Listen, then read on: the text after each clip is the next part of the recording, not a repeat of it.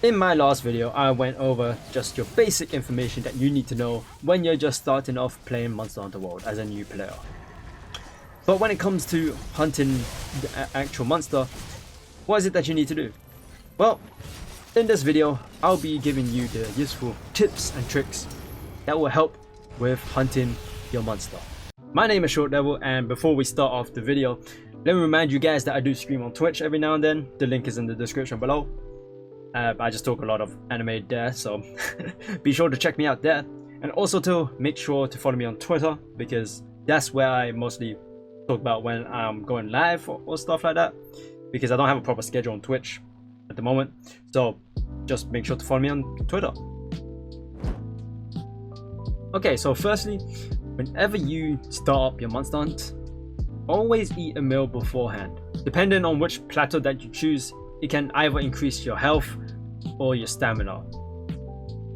Not only that, it will also give you a few more buffs, so things like increasing your attack, your defense, or your elemental resistance. Now, the other plateaus do offer a few more unique things, but as a new player, always just go for the chef choice. I still even do it. I don't even really look at the other plateaus. But if you do want to look at the other plateaus, just check them up and make sure that you get the maximum health that you need, and obviously the stamina that you need, because both of them are very useful for your battles. Another thing to keep eye on is the items that you bring into battle. Obviously the items that will help you heal, or maybe even apply some buffs, or maybe even bring some traps so that you can just capture the monster instead of killing them, because you can get more materials that way.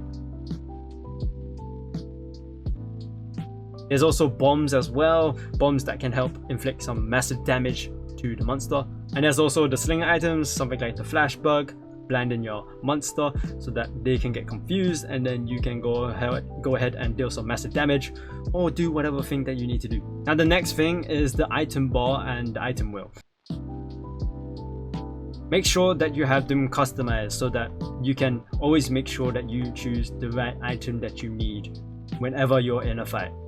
Now, a useful tip for whenever you're hunting monsters is to actually use the item wheel more than the item bar. Because I remember the first time I was playing, the item bar was just a horrible thing to navigate, because you can always miss out whatever item that you need, and sometimes there's a lot of items in there that you might not even need to use. So just make sure to just use the item wheel more, because you can easily select that item that you really need, because it's kind of like a favorite type of thing, right? You get to mark your items as favorites, and then you can just instantly choose whichever item that you need in the item wheel, right?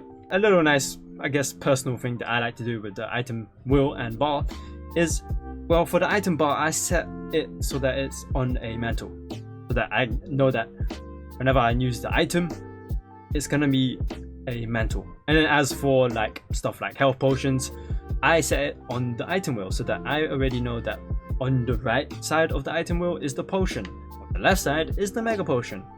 So just stuff like that will always help out to just choose whichever item that you really need whenever you're fighting a monster. Now the next tip would be to use the clutch claw. I believe this item is only exclusive for Iceborne players, so if you don't have Iceborne, then you're missing out. Now the clutch claw is extremely useful because it allows you to do one of two things. One of them allows you to weaken a part of the monster, so whenever you grapple onto the monster and then you use your weapon, that will weaken that specific part of the monster. By doing this, it will allow you to attack hard bits of a monster. So maybe there's times whenever you're striking a monster with your weapon just bounces off. By weakening it, it will no longer allow that bounce off effect to happen. So you can just start attacking the monster like usual, but I believe it recovers after some time, so just be ready for that. Not only does it soften the part of the monster, it can also increase the chance of severing it, allowing you to break off that specific bit of the monster. So if you're just targeting the horns of a monster or maybe the tail of the monster, it will increase the chance of you cutting that piece off. And also, when you're weakening that part of the monster, it will also drop a pod, or basically a slinger ammo, for you to use as well. And this all depends on whichever weapon that you're using, so just remember that not all weapons will make them drop pods whenever you weaken a part of a monster. And then the other thing that Clutch Claw can do is that you can basically make a monster run off into a wall and just smack their head against it, and then they'll actually tumble over. Here's how you do it. So whenever a monster's looking tired, they're out of breath, you grapple onto their face and then you fire your slinger ammo at him, and then it will make them run towards a specific direction. Now if that specific direction is into a wall, they'll hit it, causing massive damage, and they'll fall over. Now there's a few things for when you do this. Gotta make sure that you can actually do it, because there are times when you fire off the sling, they don't really move at all. Now to make sure that doesn't happen, whenever you're clinged onto the monster, use the B button or whatever button is assigned to. That will just make you use the claw to cause just a small bit of damage, but it can also change the direction that they're facing. By doing that, you can make them face towards a wall, then you fire off your sling ammo, and then they'll run towards the wall and then fall over. But always remember that you need to have slinger ammo. If you don't have any slinger ammo at all, then you're not gonna make them run towards the wall. You just probably causing some small damage. So make sure that you always have some slinger ammo. Now my next tip is to just use the environment. There's a lot of things within the environment that can help you hunt a monster. Things such as the vines, which can cause a monster to get trapped, and then you can just deal some massive damage while they're trapped. We also have the falling rocks. If you fire your slinger ammo, it will cause the rock to drop, and if they are under it, it will cause some massive damage and maybe even cause them to fall over. There's also frogs within the level. Either one of them can cause either paralysis or asleep, or even just cause massive damage to them. We also have some walls that you can jump off, so that it will give you the chance of mounting onto them. There's also sliding, allowing you to do some sliding attacks with whatever weapon that you're using. And also jumping off ledges. Jumping off ledges will allow you to get a chance to mount onto the monster. And then when you're mounted, that's when you get to possibly cause them to fall over. Now when you're mounted on a monster, make sure to jump to a different part when it looks like they're about to shake you off. Now when they try to shake you off, your stamina will start to drop heavily. So it's always just best to just jump to a different part so that doesn't happen. So when your stamina does drop down to 0, you basically just drop off the monster, and then the monster has a chance to attack you. So just be sure to always just jump to a different part of the monster so that your stamina doesn't drop down to 0. And lastly, just a few combat tips just to take away when you're fighting a monster. Try not to button mash.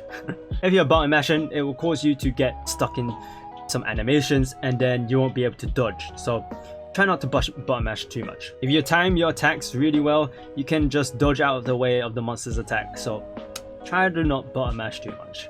Another nice tip is to, when you actually get hit by a monster and then you just lay flat on the floor, just stay there. Staying there will give you invincibility frames, allowing you to just basically pretty much dodge a hit when you're just laying down. This is really useful for maybe when the monster attacks again and you have the chance of dying.